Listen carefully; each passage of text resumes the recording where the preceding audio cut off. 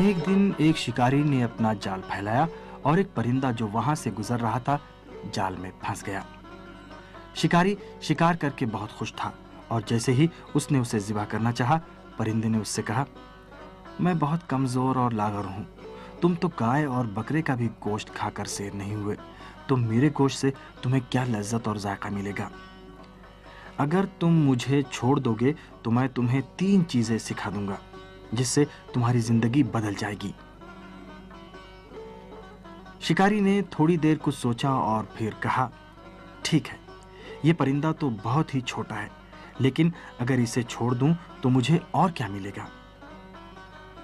اگر اس کے گوشت کو بھون کر کھا لوں تو کچھ نہ ہونے سے بہتر ہی ہے۔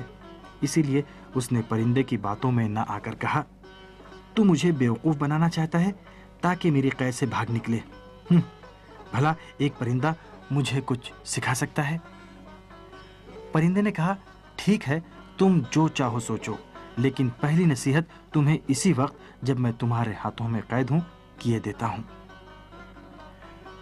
مگر دوسری نصیحت اس وقت کروں گا جب درخت کی شاخ پر ہوں گا، اور تیسری نصیحت اس وقت کروں گا جب آسمانوں میں پرواز کروں گا۔ اگر پہلی نصیحت تمہیں اچھی نہ لگی تو تم مجھے حلال کر کے کھا جانا۔ یہ بات سن کر شکاری نے کہا کہ ٹھیک ہے، میں تمہاری بات مان لیتا ہوں۔ پرندے نے کہا، پہلی نصیحت یہ ہے کہ کبھی بھی کسی محال چیز پر یقین اور بھروسہ مت کرو۔ شکاری کو پرندے کی یہ نصیحت بہت اچھی لگی اور اس نے اسے رہا کر دیا۔ پرندہ اڑ کر درخت کی شاخ پر بیٹھ گیا، پھر بولا، کبھی بھی گزری ہوئی چیز پر افسوس مت کرو۔ شکاری کو پرندے کی ذہانت اچھی لگی اور بے صبری سے تیسری نصیحت سننے کا انتظار کرنے لگا۔ پرندے نے کہا، اے شکاری، میں نے تجھے جھانسا دے دیا ہے۔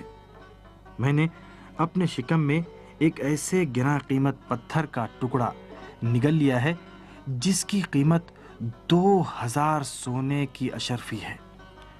اگر تم مجھے حلال کر دیتے تو یہ قیمتی پتھر تمہیں مل جاتا۔ تم نے اپنے ہی پیر سے اپنی قسمت کو ٹھوکر مار دی۔ یہ سن کر شکاری نے ہاتھ اپنے سر پر مارا، حسرت اور افسوس کے ساتھ اپنے سر کے بال نوچنے لگا، اور جب وہ تھوڑا سا ہوش میں آیا تو پرندے سے کہا کہ اچھا، تم کم از کم آخری نصیحت تو مجھے کرتے جاؤ۔ پرندے نے کہا، تم کس قدر بھولے اور زود باور ہو، کیا تم نے میری پہلی دونوں نصیحتوں پر عمل کیا جو اب تیسری نصیحت سننے کے منتظر ہو؟ کیا میں نے تم سے نہیں کہا تھا کہ گزری ہوئی چیزوں کا افسوس مت کیا کرو، لیکن تم نے اس پر عمل نہیں کیا، اور تم سے میں نے نہیں کہا تھا کہ محال چیزوں پر کبھی یقین مت کیا کرو؟ یہ کیسے ممکن ہے کہ مجھ جیسا ایک چھوٹا سا پرندہ ایک قیمتی پتھر کے ٹکڑے کو جو خود اس کے ہیکل سے بڑا ہو نگل لے؟ شکاری نے کہا، میری پوری طرح سے تنبیہ ہو گئی ہے، اب تم مجھے تیسری نصیحت کرو۔ پرندہ آسمانوں اور فضاؤں میں گم ہونے سے پہلے بولا، بیوقوف شخص کو نصیحت کرنا بنجر زمین میں کھیتی کرنا ہے۔